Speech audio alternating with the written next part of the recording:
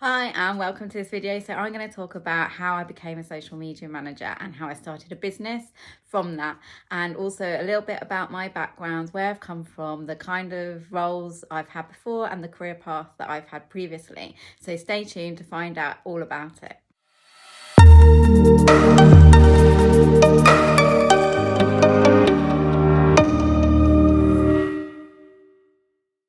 So my background has always been office based, and for most of my career I've been a PA. I started working in London years and years ago, and I've worked in legal firms, I've worked for court services, I've worked for the gas industry, and I did at that point like being a PA, and it was all about organising and working for people. I loved the office atmosphere and having friends and socialising and all that. I loved working in London because I used to work there, and traveling up, and it was just like the big old city, and it felt great to be a part of all of that. And then I moved up to Worcestershire, and I still worked as a PA for a CEO in the gas industry, and did that for about 8 years. And then I had my first child, a son, and I went on maternity leave. And then when I came back from maternity leave, quite understandably, I wasn't really allowed to go back on a part-time role as a PA. So they transferred me into a different role in contracts. So I did a lot of contract work, and I did that for a year or so, and then I fell pregnant again with my second child, and I then went on maternity leave. So whilst I was on maternity leave, I really thought about the career that I wanted to do, what I actually wanted out of life, and it wasn't really being a PA, and actually I never ever wanted to work in an office. So I needed to change something. Fortunately, within the company that I was working for, I was due to go back in the April, and this was around December time. They were looking at voluntary redundancy, or the type of voluntary redundancy scheme. So I applied for it and I got it. So it was great to know that I was doing something different, but also scary at the same time. And actually at that point, I didn't really know what I wanted to do. I just knew that I wanted to do something different, and I wanted to be able to work flexibly around my children. So that was the main driver of changing my career path.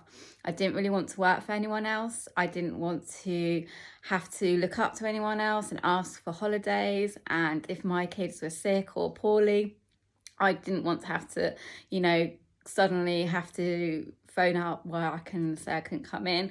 I also wanted to be my own boss, be in control more, and just have more flexibility and freedom to live the life that I wanted to.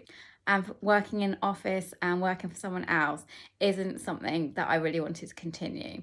So I decided to have a look around. I wasn't quite sure. I was actually looking for other jobs just to see what was out there.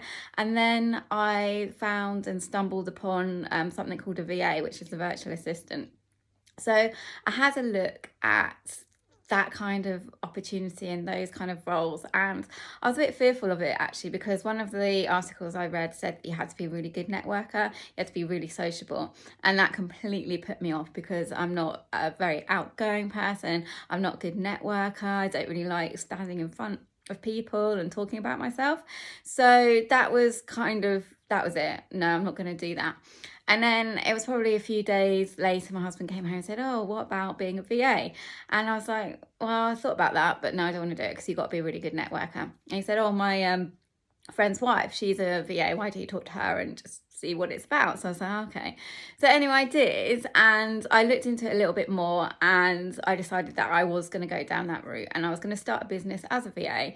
I'd done the PA stuff, so I had all that kind of admin-based experience, but I had no experience as starting a business. So this was completely new to me. Not any business experience whatsoever. Didn't know how to get clients, didn't know what kind of legalities I needed, didn't know what policies, didn't know what contract I needed, absolutely nothing.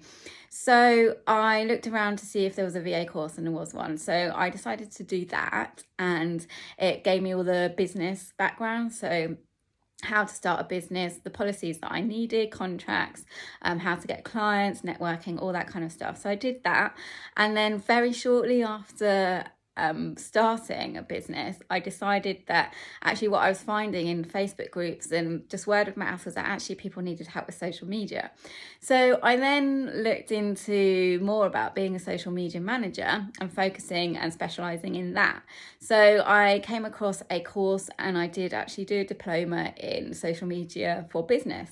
I already had clients before I even finished the diploma, because in business you have to go out there and portray yourself as someone who knows what they're talking about. And I knew a lot because I was doing the course as it went along, and I was researching and doing everything that I needed to do to become one. And I had all that knowledge anyway before I even completed it. So I knew what I was doing, and I got clients, and that's really how I became a social media manager. I saw that there was a gap in the market, that people were really after social media help, and that I enjoyed doing it, because after all, I wanted something that I enjoyed. It's really flexible, so you can work around your kids, you can do it at home, and I work from my desktop. You don't really need much, there's very, very little overheads, and I can be my own boss and work flexibly around my kids, which was the whole point of starting the business in the first place.